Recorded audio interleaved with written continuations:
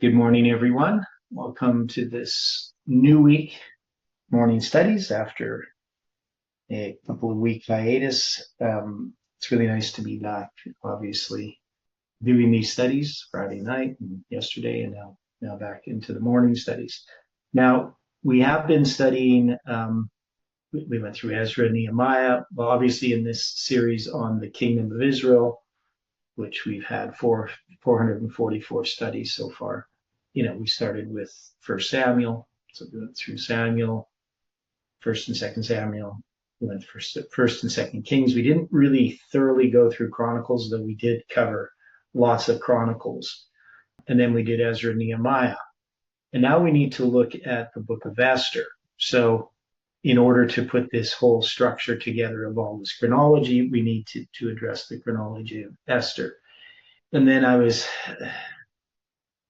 trying to figure out where we're going to go after that exactly, because we're going to have to put together all of this chronology in some kind of line. So I'm not sure how we're going to do that. Anyway, before we begin this study, let's have a word of prayer. Dear Father in heaven, we are so grateful for this new week, this new morning, and to once again resume these studies. We invite your Spirit to continue to lead and guide, to enlighten our minds, to bring conviction and power to our lives. And we ask, Lord, that as we seek your presence, you can reveal to us our sins, our need of you, that we can receive forgiveness, and that you can give for our sin your righteousness, that it can be lived out in our lives. And we pray that you can bless each person studying these things and that they can come close to you. Be with us now, we pray, in Jesus' name. Amen. Okay, so good morning again, everyone. Person arrived. Now, we've done two different series on the book of Esther, right? We did, if I remember correctly, we looked at Esther. When was that? I think we were going through Esther during the time of COVID, I think around 2020. Yeah, exactly. So I was just trying to think if that was that going into 2021, or did we just do it in 2020? I can't remember. Well, I think that was Esther was one of the studies. We had one day of the week. You're doing Daniel. One day of the week. This maybe. Yeah, that was more recent, right? More recently, we did Esther, right? So we did Esther back in 2020. I'm just not sure exactly when. I'd have to look at it. And then we did it more recently. In 2023. 2023, okay. And so, it doesn't hurt to go over some of this again, but what we're really wanting to look at is some of the chronology and how it relates to these three decrees. So just to kind of as a summary. So when we went through the book of Ezra, we established the chronology dealing with the fall of Babylon and then the decree of Artaxerxes and the first day of the seventh month in which they set up the altar in 536, and then second day of the second month, possibly in 535, they're going to lay the foundation of the temple. And then we addressed, of course, Darius's decree, which happens more than 20 years after Cyrus's decree, but less than 20 years from when they return to Jerusalem. So somewhere between the spring and the fall of 516 BC, that's when Darius's decree is going to be issued, if we accept the spirit of prophecy, which I do. And also I'd figured it out before that without the spirit of prophecy. And then we had the chronology dealing with 457 BC, which we've gone through in detail before. Now, there is not a first day of the seventh month explicitly mentioned there, but we do have the first day of the seventh month twice in the book of Nehemiah. And they're going to be in connection with the reading of the book of the law.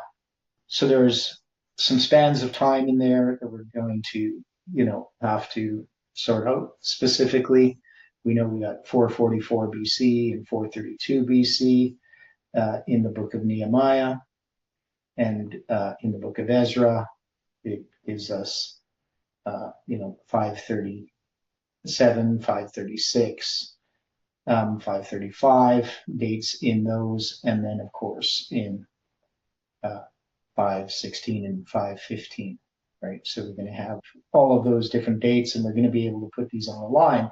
But now we have this history dealing with Esther.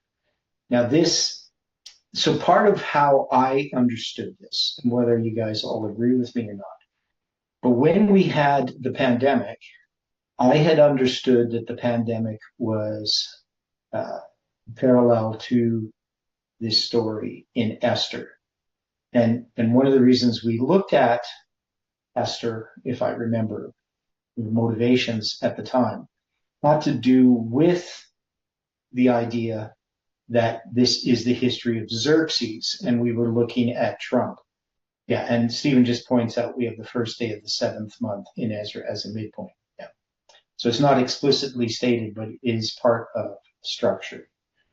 So the first day of the seventh month shows up in that way.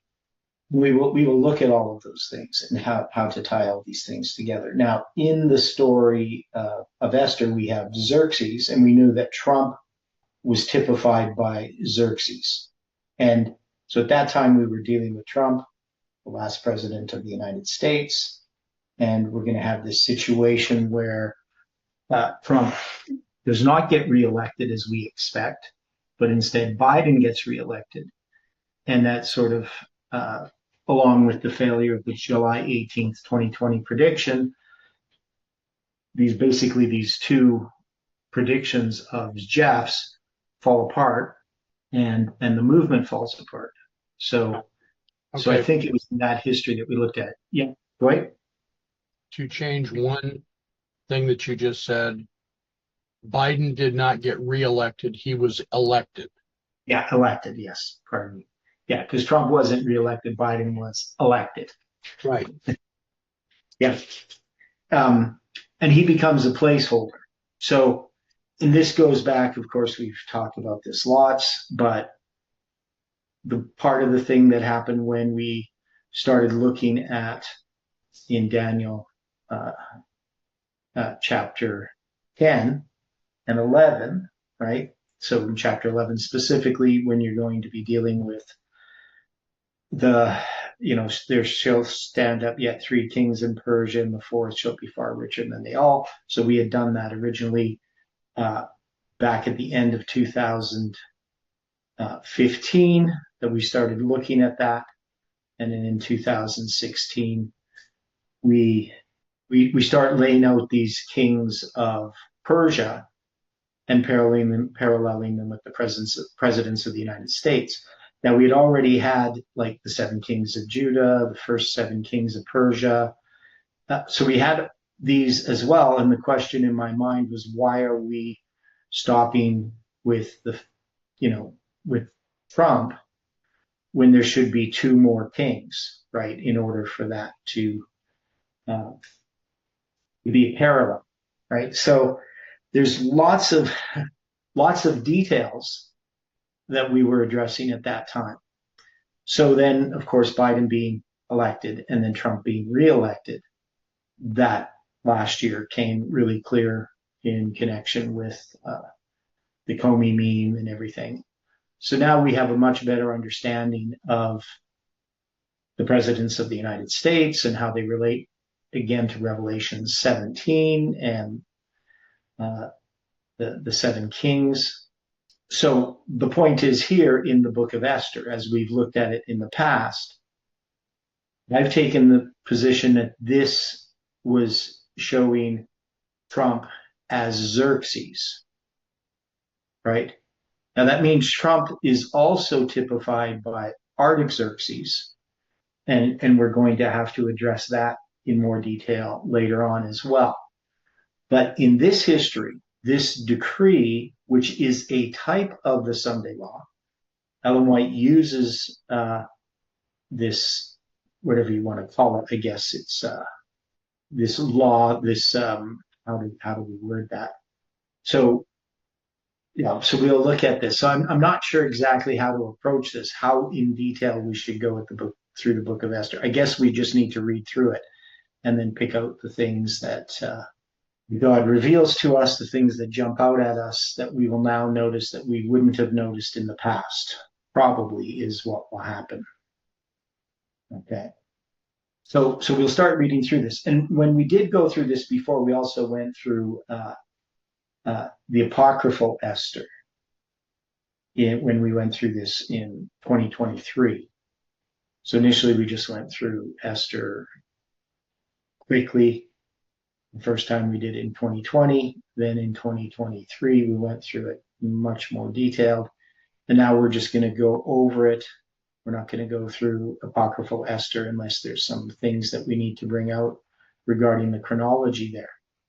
Okay, so now it came to pass in the days of Ahasuerus. So we know that's Xerxes. Now, if you look at the translators, right, so the Treasury of Scripture Knowledge on this, they say here, maybe you can see that there. I don't know if you can see that, but it says, Prideaux has shown satisfactorily that Ahasuerus was the Artaxerxes Longimanus of the Greeks, agreeably to the Septuagint and Josephus.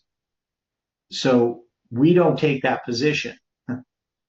Ahasuerus is not Artaxerxes. Now, what do we understand why that confusion arose?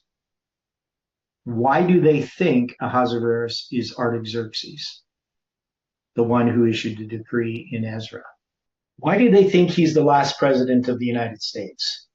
Why do they, as in some in the church, because they want to think that Trump is going to be the one that's going to bring in the Sunday law? No, but I'm saying here, right, we can see in this history is they conflated Ahasuerus and Xerxes. Now, so we said Trump is Xerxes, he's the last president of the United States. In a sense, we were saying he was Artaxerxes, right? Okay. Back then. So you can see that confusion between Xerxes and Artaxerxes, between Trump as the 45th president and the 47th president, occurred in the past. Right. Okay? That's what I'm trying to say here. That conflation of the two, it says here, Prideaux, how do you say his name? Prideaux. He's a chronologist, biblical chronologist, and he tries to say that they're the same person. We also see this with Ptolemy's canon. So in Ptolemy's canon, and Usher and all these people, they don't quite understand this history. So they tend to say Ahasuerus, that's Artaxerxes. I can't remember all the different arguments. I know. So anyway, this chronology had been disputed for a long time. Now we understand because Ellen White's pretty clear, but also we have records that they did not have. That is, we have one is the Elephantine Papyri, and the Elephantine Papyri are double dated documents, and we can clearly see from those documents the dating of the book of Esther and Xerxes. And so this conflation between Ahasuerus being Artaxerxes, or that Xerxes and Artaxerxes are the same person even sometimes, right? So it's just this confusion about it. So different solutions that different people have for this history for the book of Esther. And we could see in he's called Artaxerxes in the apocryphal book of Esther. Right. So in the Apocrypha, when you have the book of Esther, He refers to Xerxes as Artaxerxes. So instead of Ahasuerus, they have Artaxerxes, but he's Xerxes. So that confusion, the Greeks are the ones who get confused about this. The Persians weren't confused. Now, and this, of course, becomes really important because if you're going to, and remember that Samuel Snow, in his initial writing of what later became the Midnight Cry, the True Midnight Cry article that was published on August 22nd, 1844, when his initial writing of that was published on February 22nd, right, 1844, in the Midnight Cry, and then republished on April 3rd in the Signs of the Times, right? And in that, he's actually going to have the story of Esther in connection with Artaxerxes in 457 BC in that history. So he conflates that as well. And so you can understand why that happened. Now he sorts that out by the time he gets to Midnight in the Midnight Cry. He's sorted that out. But initially he makes the same error. And so I know there's a lot to that as far as how we parallel that with our movement, but you can see the point that confusion regarding Xerxes and Artaxerxes parallels really nicely with our understanding of Trump being the last president as the 45th president, and now he's the 47th president. So that means there's a sorting out that happens through Samuel Snow's history. That same sorting out happens in our history. And it's going to happen with Snow, right? So Snow is going to be the one that sorts it out. We're saying that under the second angel's message that this movement here now is Samuel Snow. And so that becomes really important. So not explained well at all, but hopefully as we draw these lines later, we can see that more clearly. So it's in the days of Xerxes, that is Artaxerxes or Xerxes, which reigned from India even unto Ethiopia over 127 provinces, so 7 and 20 provinces. In those days when King Ahasuerus or Xerxes, okay, and Angela says, didn't Jeff connect Trump with the 45 on the 1843 chart? Okay, you bring up an interesting point, Angela. So, yes, so we had the 45th president connected with the 45. Now, was the 45 correct? It's a trick question. The 1843. Yes. No. What's that? I would say no. It is correct. The 45 is correct because the 45 is counting to 1843, which is the end of, right, the 1335. Right, I just turned to look at my chart on the wall. Right, so you're going to have the 45, 1335 minus 1290 is 45. That's correct. Right? There's nothing that's changed regarding that. And then at the bottom of the chart, where it has 1798 plus 45 equals 1843, is also correct. So the bottom of the chart, the 1843 chart, where it has 1843 at the bottom, that is correct, right? Because that is Miller's line dealing with the first angel's message, which is going to end on the last day of the Jewish year 1843, that is sunset April 18th, 1844. So the mistake on the 1843 chart is not in the 45, it's in the top right-hand corner where they don't take into account that there's no 0 year. So the 2520 there is correct, but the 1843 date, 2520 minus 677 BC, so 2520 minus 677 BC would give you 1844 AD. So there's a mistake on the chart in the top right-hand corner. Okay, so when Angela brings up this thing about 45, 45 was correct, except that, and this was really interesting too, because other people had pointed out that Jeff was wrong because we still have the 46. So we know the 46 years also comes into play with the 25-20, right? And so some people were arguing uh, uh, that Biden was going to become the president of the United States. And those people were correct. Now, all of those people, of course, who did this, they ended up going off into fanaticism as well. So being correct about something like that isn't necessarily mean that you're following God's leading. So we had the 46th, and then we have, of course, Trump now as the 47th. So Biden ended up being the 46th. So these are really important details that we have to keep in mind when we're addressing this history, because the way that I look at it is between the second angel's message arriving, right? So that's going to be with Darius's decree.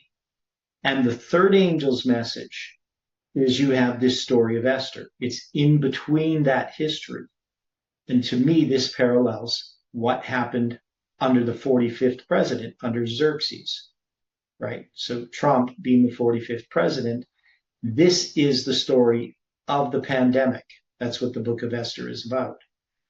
So we had a hard time sort of sorting through that initially, because we were trying to understand the time when, Biden ends up getting elected. How do we understand this history? And I had a sense that this is the pandemic, that this is that history, that test. And so I argued that Trump fulfilled that role as the 45th president, as Xerxes, during that period of time. We're still going to have to look at this in a lot more detail to really understand it. I don't think that we've sorted this out completely in our minds. Okay. Now we know that it says in verse 3, in the third year of his reign, he made a feast unto all the princes and his servants, the power of Persia and Media, the nobles, the princes, and the provinces being before him. So the third year of his reign is, I'm trying to think, so that would be like 492? I'm just trying to remember what the year that was. I'm going to have to look up in my chart. Let's see here. Maybe it's 482. It must be 482. It's this chart. It's correct here. 483. Okay. 483. It's going to be, okay, that makes sense. Yeah, so in 483, that's going to be the third year of his reign. And Angela is making a note here about the description of palace in Esther. Chapter 1 reminds me of Psalm 45, in which the queen, the purified church, is extolled along with the king, Christ. So one of the controversies that happened with the book of Esther, and this would have been in 2015, Jeff is going to be presenting at the camp meeting. I'm not there that year. In 2015, I didn't go.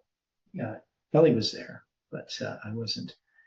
And I had written that paper, why there's not a 20-year period of continual punishment for literal Israel found in Leviticus 26. And that was kind of the talk of the camp meeting. People were all talking to Kelly and saying, what's wrong with Theodore? And can't you straighten him out? And he's saying, why don't you talk to Theodore yourself? But anyway, so that's how I remember the dates of that. So in 2015, anyway, a whole bunch of people end up leaving that camp meeting because Jeff is saying that Xerxes is representing, something good, right? Christ in a sense, and that Vashti is in the wrong, even though morally she's in the right, but as a type, she's in the wrong. So it's an ironic interpretation. And then Esther, who's really morally in the wrong, is in the right, right? So people didn't accept that. They didn't like Jeff doing that. So a bunch of people left, a group of people left FFA 2015 at the camp meeting.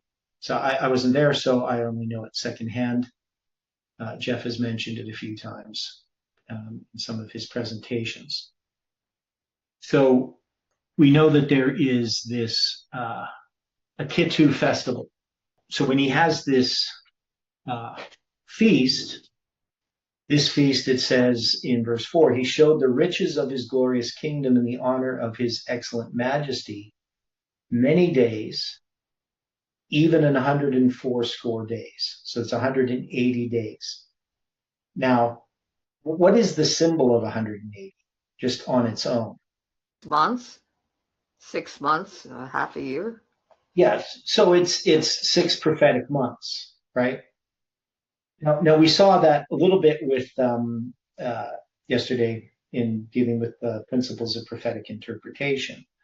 We had these people, their false time setting stuff, taking 777 days plus 483 days, gave them 1,260 days. And 1,260 days is how many weeks? So 1,260 divided by 7 is 180, right? So there's 180 weeks in 1,260 days, right? So there's a relationship numerically between this 180 days and the 1,260 as a symbol. And the 1,260, of course, is half of the 2,520. Okay? So does that make sense to people? That we can take these 180 days as a symbol of the 1,260, that there's a relationship. Now, we have 187 days and then a 7-day feast. What's 180 times 7? Well, it's 1,260, right?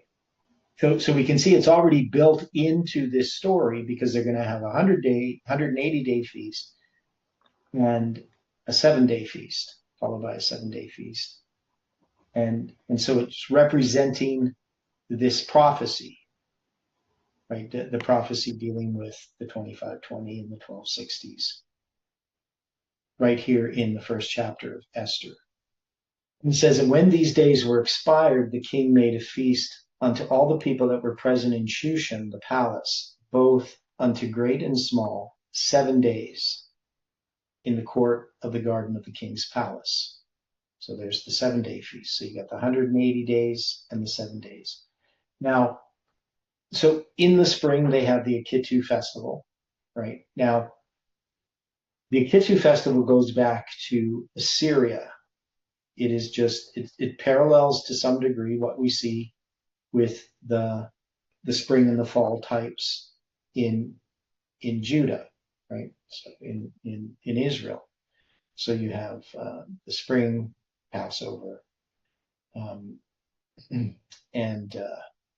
Feast of Unleavened Bread, all of those things in the spring, and then you're going to have the fall types, the Rosh Hashanah, the Day of Atonement, and the Feast of Tabernacles. So they have something similar in Assyria. Now this is Persia, of course. So first Assyria is going to have these festivals. Those are going to be passed on to Babylon. Yeah, and Angela notes that the 180 and the 7 is also a symbol for July 18, which obviously 187 symbolizes July 18th. But we also noted with July 18th, if you take 18 times 7, you get 126. You get the number of shekels in Daniel chapter 5. That was one of the amazing things with July 18th is, we ended up with the July 18th date, not because of the numerical connections it has to all of these other periods. We came to July 18th because of the chronology of Ezekiel and Revelation 9. So Ezekiel chapter 4 and Revelation 9. And then we found that there was all these characteristics with the July 18, 2020 date that related to so many other things. but anyway, so we got the 187 days. And so we get to the number of days from the first day of the first month to the 10th day of the seventh month. Now, if this begins on the first day of the first month, that he's going to begin this feast, which would make sense, then it's going to end on the Day of Atonement.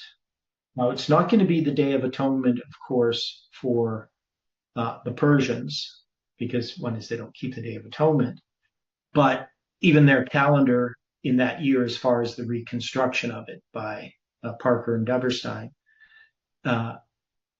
doesn't have the 10th day of their seventh month, that is the 10th of Tishridu, as being the same as the 10th day of the seventh month on the biblical calendar. That is, they end up with an extra day in there somewhere. I can't remember exactly where. But anyway, when we get to the story with Vashti, on the biblical calendar, that is going to be the Day of Atonement, and it's going to be a Sabbath. And the rabbis traditionally had that this seventh day of the feast was on the Sabbath. So that obviously wasn't the intent of Xerxes, right? So he had this 180-day feast. Now, whether the feast was originally 7 days, like planned that way, or just ended that way, because they're writing about this after the fact. So we know that he has this 180-day feast that he plans, and the purpose of this feast is it's not like they're just constantly, all these people are together feasting for 180 days, but it's actually part of a plan to get the support of all of these different provinces, right? So these nobles, princes, and so forth. He's going to be bringing these people in and trying to get financial support to go against the Greeks. That's the whole purpose of this feast. Doesn't say this here explicitly, but we can find this out through history. Now, we did spend time going through the history of this. I can't remember all of the details, the people's names and stuff. But one thing that is really clear is that this fits perfectly the story of Esther with the campaign of Xerxes against Greece, the timing of it, when he gets back, him then getting a new wife, right? So he's going to wait before he gets this new queen, which is going to be Esther, and then we're going to have the decree to kill all the Jews, right? That's a question. Yeah. If the seventh day of the 7-day feast fell on the Sabbath, does that mean that the 180th day of the prior feast also fell on the Sabbath? Mm-hmm. So that's a yes. Yeah, because the 180th day would be a Sabbath, and the 187th day would be a Sabbath, because you got 7 days later. Now that means also, like, I guess, when we look at this, we can see that 7 doesn't go into 180, so we know that it doesn't start on a Sabbath, right? Okay. But yeah, it's going to end 180 days. The last day of that feast is a Sabbath. And then they're going to begin on the first day of the week, another 7-day feast. Now that's in connection with the fall Akitu festival. Just as we had in the story of the fall of Babylon with Belshazzar, they had been gathering all of these gods, bringing them to Babylon. And then they're going to be praising the gods of gold and silver and wood and stone, right? And then the writing on the wall is going to happen. And that's in connection with a similar type of feast. It would be in connection with the fall of Kittu festival. So that's going to be on the 16th day of the 7th month that the writing on the wall happens. Now, I looked into, because there's a lot of discrepancy, and I need to look into it a little bit more.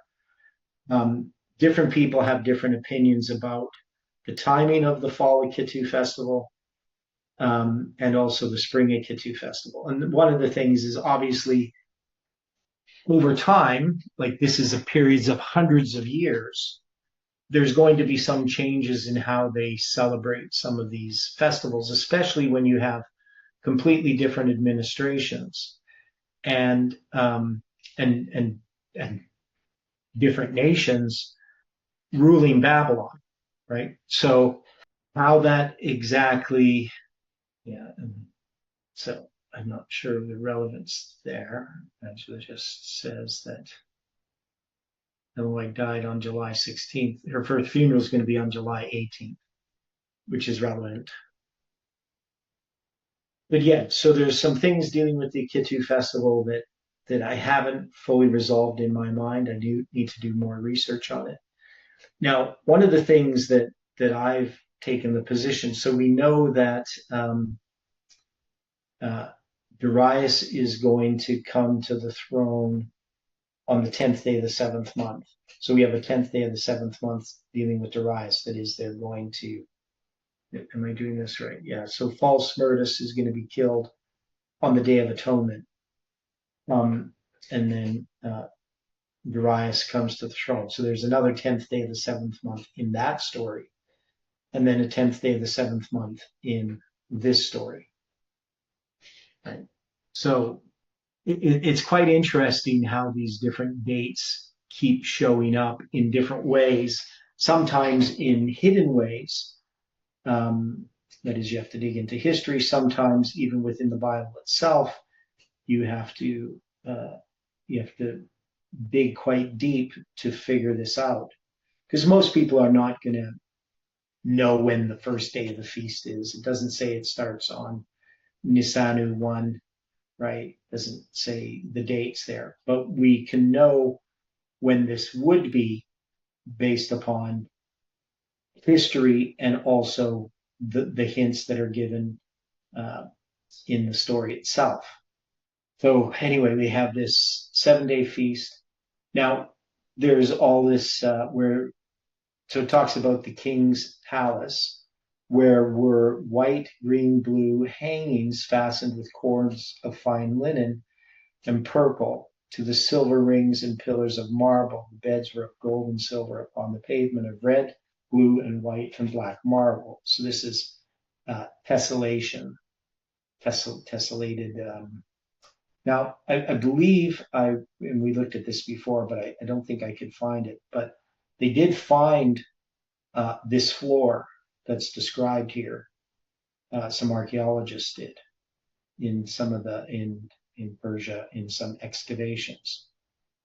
So it's the pattern: red, blue, white, and black marble, tessellated marble floor.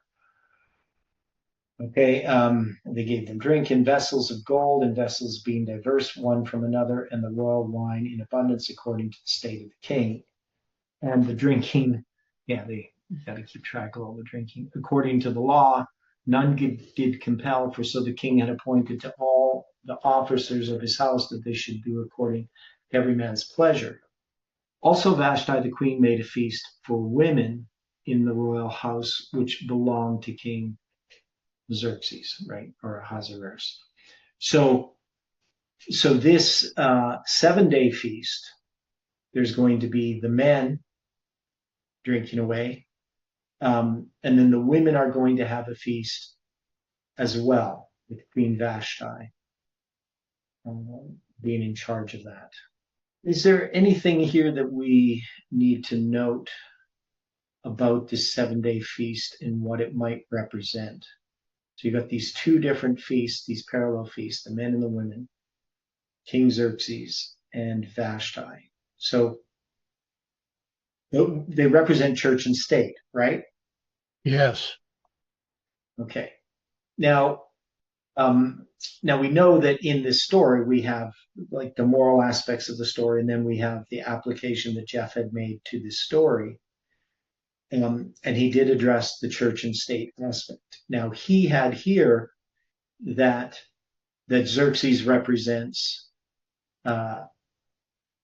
Christ's leadership, and that this woman that does not appear is then rejected, and then they're going to get a new church, right?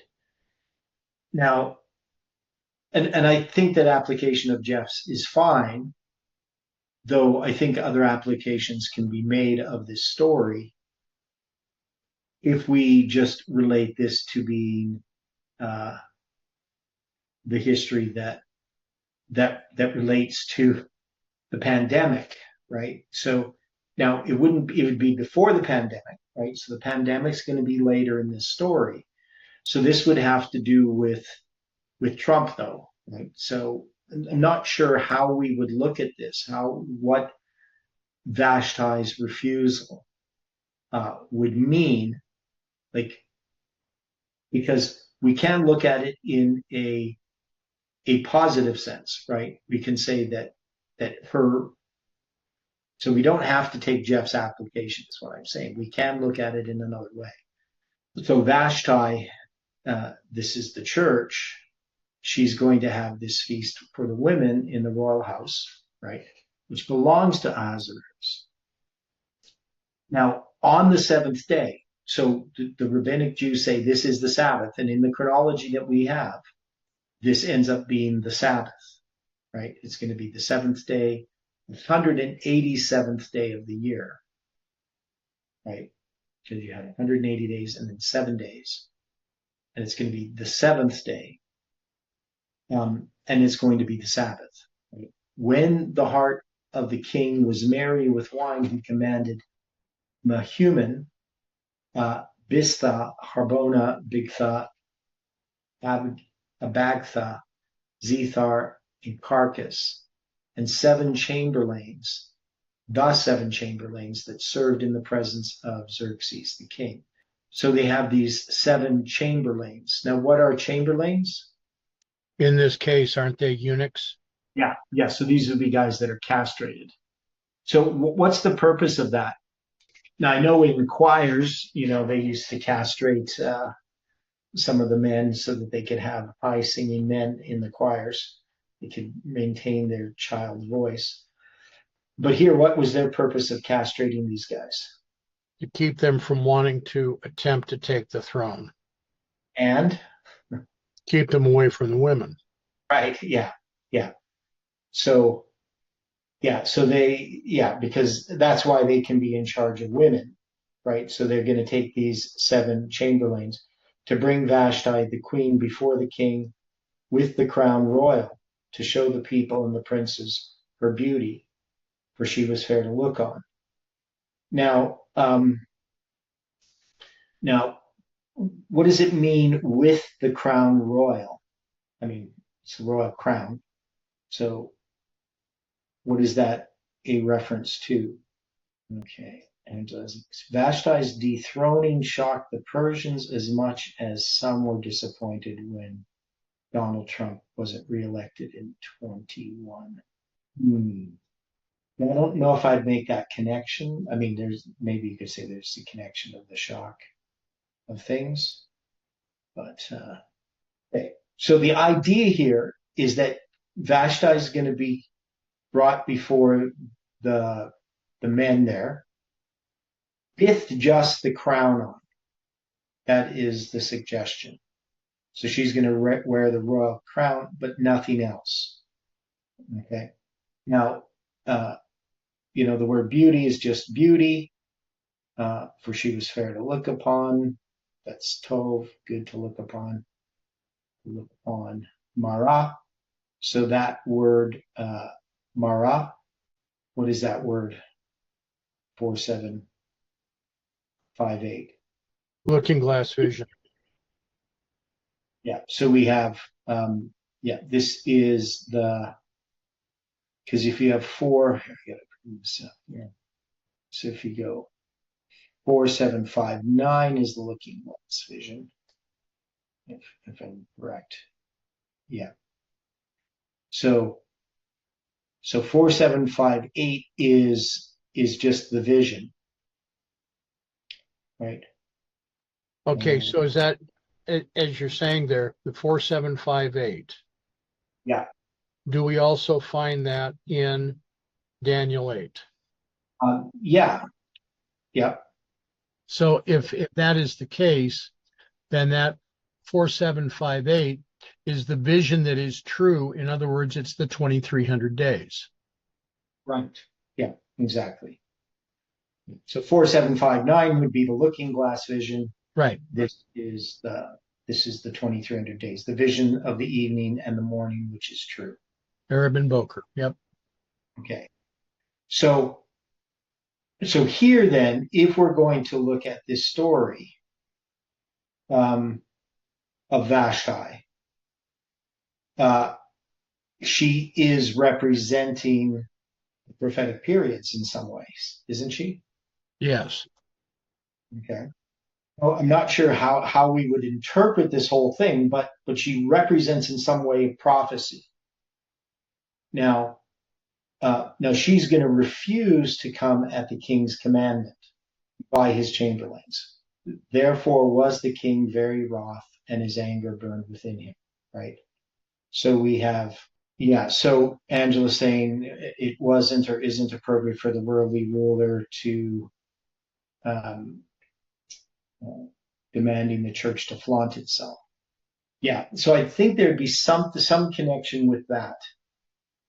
But the thing is, Vashti ends up being connected with Adventism in this context, or something, right? It ends up being with prophecy. Now, so if I think about Vashti and we think about Trump, maybe we could connect this with maybe it's something to do with the Revelation 12 sign in some way. Does that make sense to anybody? Because we already have, the 126 days, right, dealing with this feast. And remember, the Revelation 12 sign was based upon Revelation 12. Now, Trump's office of the faith, that he didn't create the office of the faith. That's misinformation. That's something that's been around for a long time. And so I wouldn't put that in there. So here's how I would look at this. So we have this 1260 days as a symbol, right? Well, it's 180 days, but the seventh day, 7 times 180 equals 1260. Right? So we have the 1260 symbolized. We have the seventh day. We have the Sabbath symbolized. We have the 2300 days symbolized, right? And we have, of course, Trump being symbolized.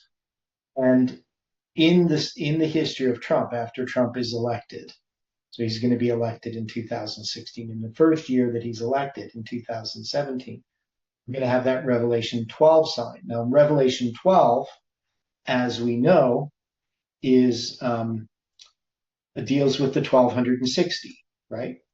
So if you go to Revelation 12, you got the woman and the dragon, and I'll just get rid of the numbers here, right? So this whole section, verse 12 verse 1 to verse 6, 12 verse 6 to 126, the woman fled into the wilderness where she hath a place prepared of God, that they should feed her there 1,203 days. So you have the 1260 days and dealing with this woman. Now the woman represents the church, right? So Vashti represents the church. Now, there is also going to be a persecution that happens in the story of Esther, dealing with Esther. But could we look at this as a type of persecution that happens with Vashti? And exactly how would we understand that? How would we understand that occurred? Because this is the true church. This is a good church. It has the 2300 days. Do you understand what I'm asking? I know it's not well-formed thought, not expressing it well, but her refusal on the seventh day to go into the presence of the king, I think is significant, right? So how exactly we understand it, I don't know. but she would be a good symbol of a pure church. Also, Esther 1:10 paralleling the 10th day of first month. There was the first day of the 10th month when the strange wives were supposed to be cast off. Yeah, so the first day of the 10th month. Yeah. So maybe it has something to do with in the history of Trump, our understanding of the message to some degree. Not that Trump is doing anything particularly, but our movement's understanding of Trump. Yeah, so Kelly just has some notes about the Office of Faith dealing. So it was created by George W. Bush in 2001. Bush established the White House Office of Faith-Based Neighborhood Partnerships to help religious and secular community groups partner with the government on social issues. So a bunch of stuff here. I don't want to read it all. Yeah, so it's been used in different ways. Trump has been trying to use it more for religious freedom, but right, so explicitly works to combat anti-religious bias, protect religious liberty, and coordinates with newly created faith centers across all federal agencies. Yeah, so I know generally people just look at, oh, Trump does something, the Office of Faith, but it's not something he created, and he's actually using it in a different way than George W. Bush or others did, because in some ways it was being used to take away religious liberty. But anyway, we can look at this story dealing with in the history of Trump. Now, here it's in his third year. Now, I had dealt quite a bit trying to understand this parallel with the third year and Trump's third year. I can't remember how I did it. Yeah, people think Trump's using it to move towards the Sunday law. Everything Trump's doing is moving away from Sunday law, not moving towards a Sunday law. But I know that's controversial. Let me see here. Yeah, trying to find this chart. Okay, yeah. So that was okay. Let me back up. So Trump. So his third year ends up being, because he's going to be anointed January 20th, 2017. And then his first year is going to begin January 20th, 2018. Second year, January 20th, 2019. And his third year begins January 20th, 2020.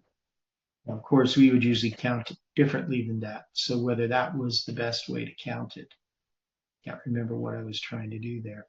Okay, here's the chart I want here. So I'll show you this. This time, you see what I'm doing. It's in the wrong keyboard. Okay. So here's a chart that I made back in 2019, I believe. So the 10th day of the 7th month in 486 BC, that's going to be when Xerxes becomes king. And then the first day of the first month in 485 BC is his beginning of his first year. And then his second year begins in the first day of the first month in 484. And then in the first day of the first month in 483, that begins the 180 days. And then you have the Akitu festival beginning on the 4th day of the 7th month, and it continues for 7 days, ending on the 10th day of the 7th month, right? Make sense? Because I'm doing that as, right, the inclusive count of 7 days. So that 4th day of the 7th month would be a Sunday, right? That's when the 7 days begin. So the 180 days ends on the Sabbath. And then the 187 days ends on the Sabbath. And so I just took from January 20th, there's 180 days to July 18, 2020. And then I marked the 7 days after that, right? So symbolizing a period of time from July 18, 2020. Okay, so however we would understand that. That's just a chart I made back when Trump was president the first time. So probably in 2019, I made this, maybe early 2020. 2020, I made it certain. Any thoughts about this? Now, it's counting Trump's reign a little bit differently than we would normally count it, right? So that's really his 4th year. But just to make the parallel there, that's the way that I looked at it. Okay. Just So, yep. I'm just wondering any connection to the 483 years it takes you to 27 AD, maybe, and then you have like the week. Yeah. 7 Okay. years. Okay. Or you could take like the 777 days and the 483 days and get 1260 days. That's 7 days. Is that 20 days to October 3rd, 2026? Right? The thing about that. So let's say something happened October 3rd, 2026. You couldn't be able to predict what would happen. I mean, maybe somebody could, if you got enough people guessing, if you have, 10 billion people guessing what's going to happen on that date and somebody gets something right, wouldn't really mean anything. But you can see how these structures still fit in with, like, obviously 483 BC as a symbol is connected to the 70 weeks, right? And particularly the 62 weeks, right? Which, the 60 or the 69 weeks, however you want to look at it. And then, of course, the beginning of the 70th week. So those symbols do exist there, right? 483 already is a symbol from the 70 weeks, but it's also a symbol here. And so it's another thing that ties us to these prophetic periods. So we've got the 1260 days, we got the 69 weeks, we have the 7 days, which represents 7 years. That's the last week, right? Make sense? Like, these are not accidents. The question is, how do we interpret these things, which is where people tend to go wrong. Because if you're not following how to understand prophecy correctly, and you're using it, for your ego or, to win the lottery, talked about that yesterday, the spiritual lottery type of thing, then you're missing out the point of prophecy, because our pride is to be humbled in the dust. It is about developing a Christ-like character, the meekness and lowliness of Christ. The purpose of prophecy is not speculative, sensational, predictive things that are going to make us look good. There are things to show God's glory and to give us faith and confidence in what God is doing in this world and also what he's doing in our lives. Yeah, so people can take these different symbols and do the wrong things with them. But yeah, if you counted, 20 days, you take the 7 days, the 7 years, 7 prophetic years, you could count then from July 18. Now they are counting from November 9th. So we'd have to count from July 18, 20 days. So that would be 252 days past October 3rd, 2026. So that would bring us to, sometime into May of, or maybe even April of 2027. But anyway, we're not time setting. We're not trying to figure that out. But we can see that these symbols all fit together, right? Okay. So we will have to put together some diagrams, put all of these dates into perspective. So I'll have a chart with all of these different dates on a line, not just these dates here, but how they connect to the other dates. We also have, since the 7 days of the feast ends on the 10th day of the 7th month, that means it begins on the 4th day of the 7th month. That gives you a 47 there as well. Right? So becoming not just the 45th, but also the 47th. So here in this history, we have within the second angel's message, we have this history of Trump as the 45th president, as being Xerxes. Okay, so we have the idea that they're going to want Vashti to come in with just the crown on, right, to show her beauty, but she refuses. Okay. Now the king said to the wise men, which knew the times, for so was the king's manner toward all that knew law and judgment. Now they know the times, right?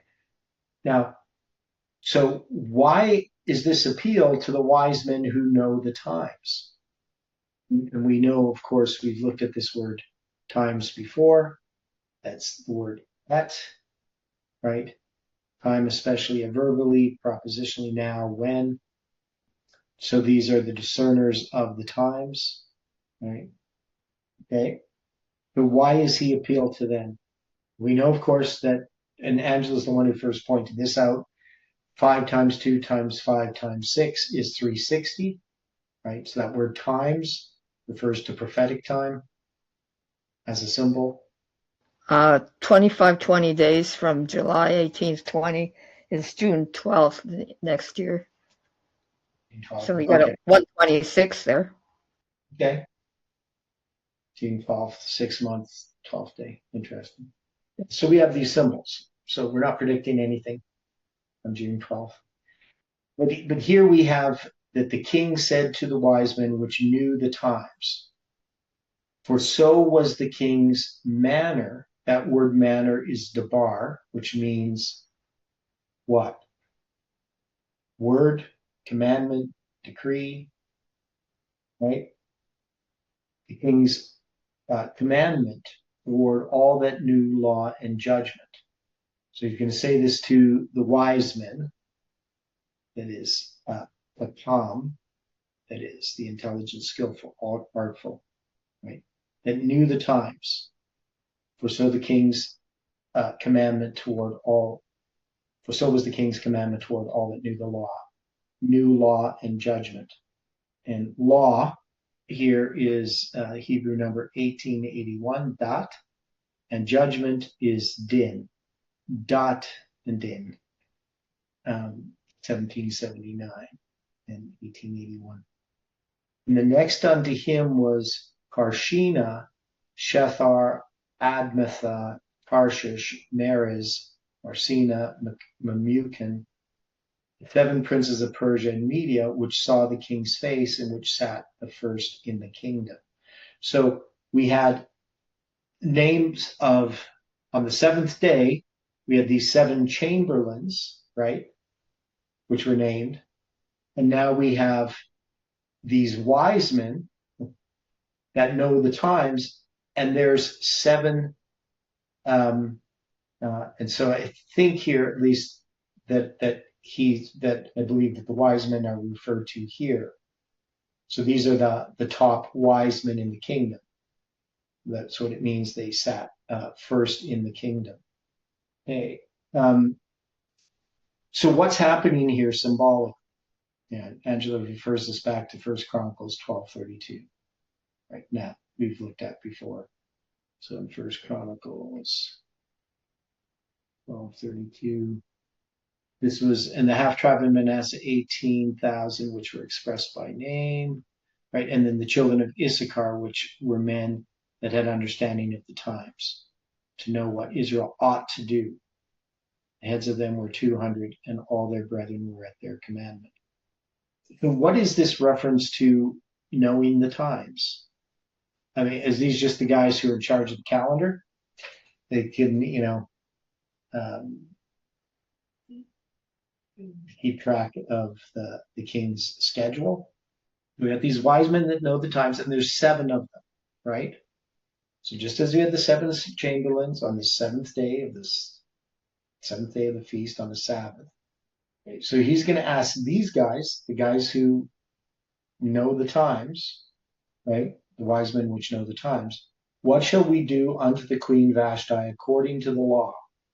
Because she hath not performed the commandment of the king Ahasuerus or Xerxes by the chamberlains. Okay, somebody saying something? Okay. Memucan answered before the king and the princes.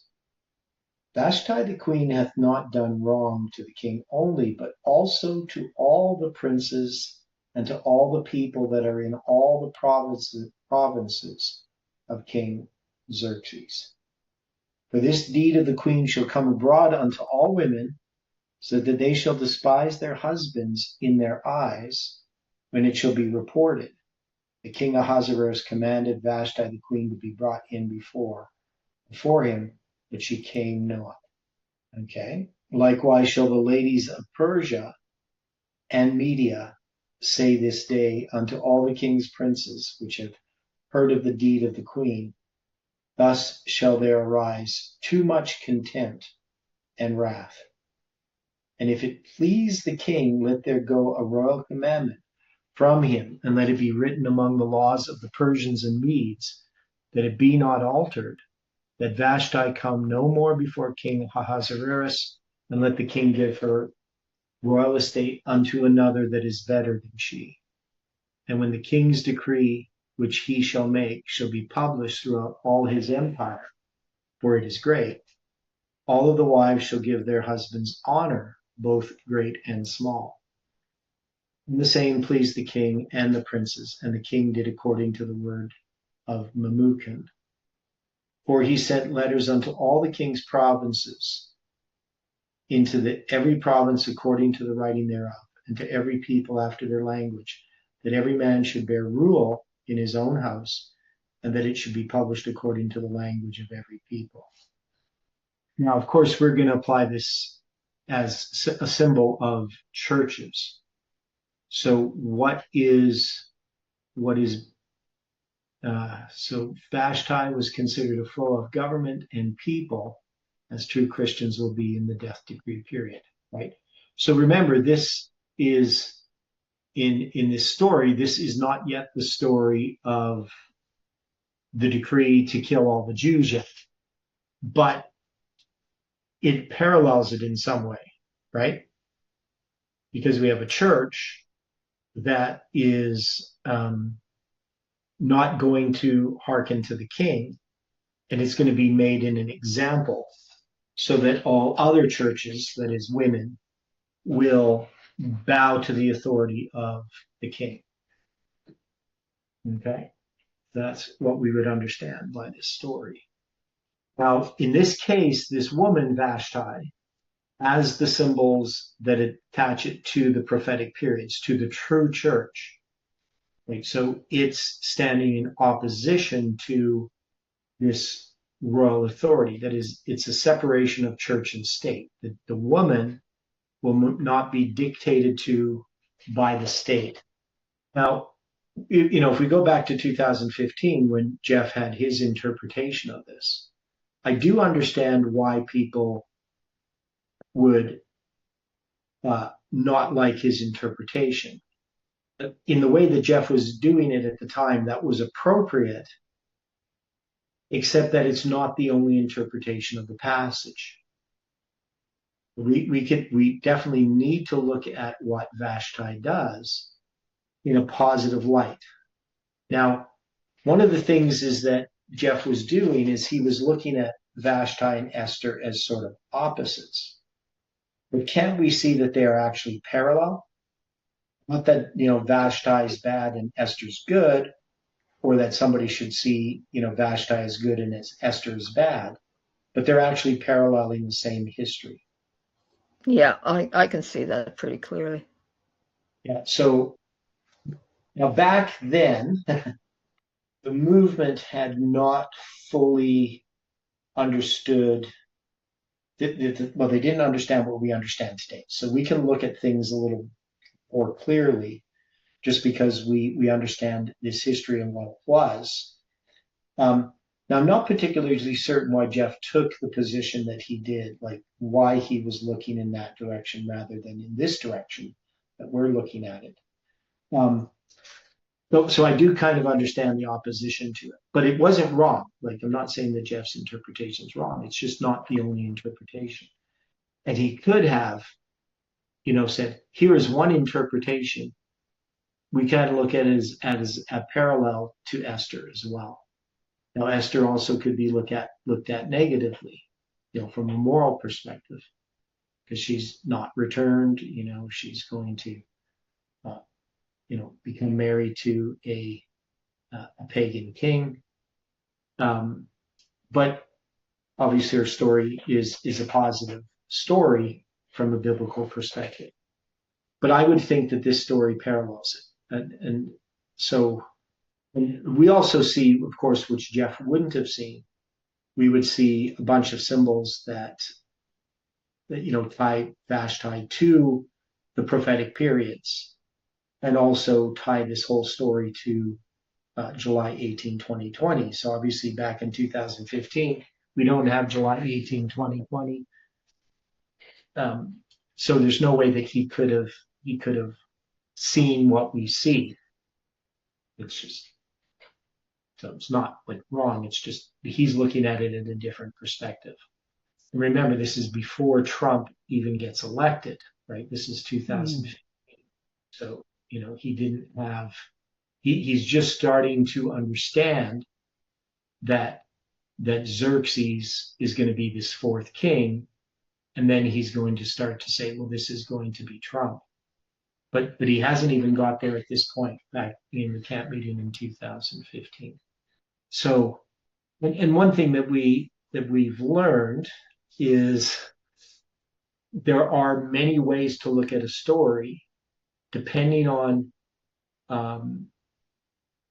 the symbols that we're interpreting and how where we're applying it within a line, like how we're understanding this within a line. So the big issue for me back when we started studying Esther, and I understood the 3 decrees already, and I'm saying, well, this is contained within the 2nd decree, that is in that history between the 2nd decree and the 3rd decree. And it's a type of the Sunday law, but it's not the Sunday law itself. So this history of Esther chapter 1 and then the rest of the book of Esther dealing with Haman and all of that. And what's the feast called? Purim.